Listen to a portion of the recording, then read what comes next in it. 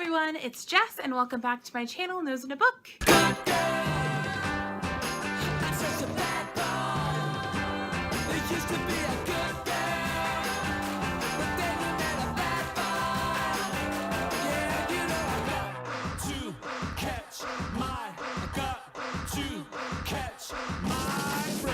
I'm going to be doing a book review for you because I promised myself I would do more book reviews, actually a book review this year. I have filmed book reviews before, but I just never liked them enough to post them. So let's hope I like this one so I can actually post it for you guys, because I feel like I've been promising book reviews for like an entire forever, probably since I started this channel, and I have not yet delivered. So here goes nothing. So today I'm going to be doing a spoiler-free review of the Wrath and the Dawn duology by Renee Ahdieh. This includes The Wrath and the Dawn and The Rose and the Dagger, as well as 3 novellas, The Moth and the Flame, The Crown and the Arrow, and The Mirror and the Maze. This duology is a retelling of 1001 Nights. This follows our main character, Shahrazad, whose best friend is the most recent victim of the boy king Khalid, who has taken a new wife each night only to kill her the next morning. And so when this happens to her best friend, Shahrazad decides that she is going to volunteer to be the next bride so that she can get close to Khalid and kill him to avenge her friend's death. So I definitely say this story had a lot of Beauty and the Beast elements, which I enjoyed because you all know how much I love that like hate turns to love trope. I just love it. I don't care if it's a trope. I just love it.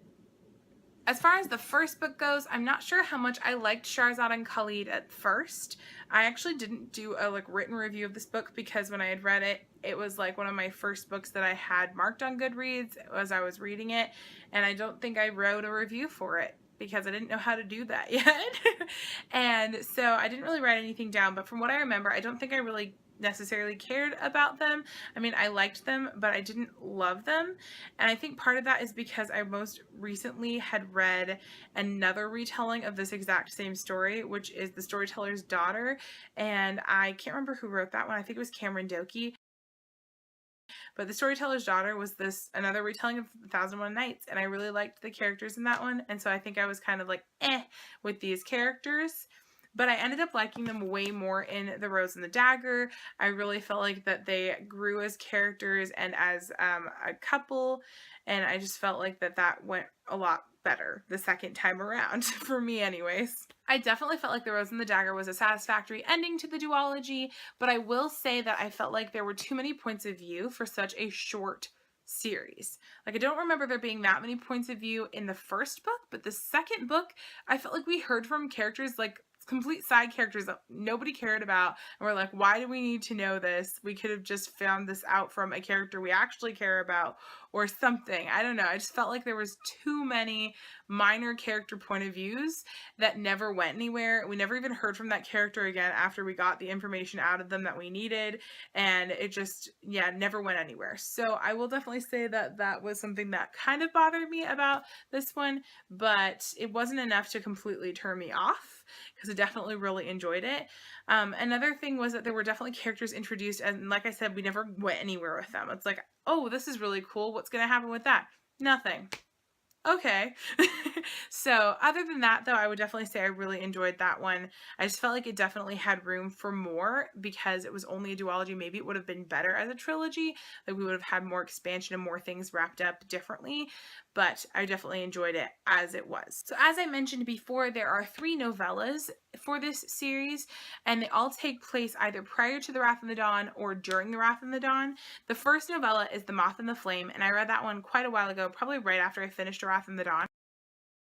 And this novella actually follows 2 of our minor characters, Jalal and Despina, and their story, and I loved them in The Wrath of the Dawn. So when I was reading the novella, and I was like, oh my gosh, we get to actually hear from these characters. I was so excited. So I definitely wanted more. I would probably read an entire other duology, maybe trilogy, of just Jalal and Despina, or if this story had been told from their point of view instead of Khalid and Shahrazad, I would have still been super happy.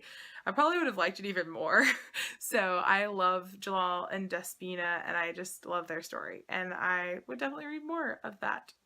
So if you have read this series and you haven't picked up The Moth and the Flame, I would definitely highly recommend picking that one up. But as for the other two, The Crown and the Arrow and The Mirror and the Maze, I've personally felt like they were unnecessary. They were only about 12 pages each, and I think I gave them 3 stars because they weren't bad. There was nothing wrong with them, and they were fine, but I just felt like they were not necessary to the story or even the character development, because these were 2 instances of something that had happened in The Wrath and the Dawn, but they were told by Khalid's perspective, which is normally great to see. I normally love seeing like an alternate perspective on an event that's happening, but all of those moments were, I feel like, were discussed between Khalid and Shahrazad throughout the series.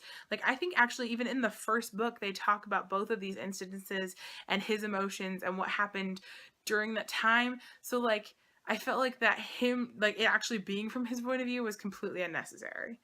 Like, I don't know. I just didn't feel like we needed it. Now, granted, they're only 12 pages each, and when I read them, they were free on Nook. They might still be, so they were free. It's not like I paid for them. They were just like extra. But I just felt like they were unnecessary. But the first one, The Moth and the Flame, oh, so good. But yeah, I would say if you were paying for them and you have to pick and you don't want to read all of them, definitely pick up The Moth and the Flame, but don't bother with the other 2. Unless you're a huge fan of Khalid and you want to read from his perspective. But I just didn't feel like that even with it being from his perspective, that it was super distinct. Like, it was just like it is in Wrath and the Dawn, which we see his perspective a couple of times in The Wrath and the Dawn, I think. And then I know we see his perspective in The Rose and the Dagger quite a bit. So it was just kind of like, yeah.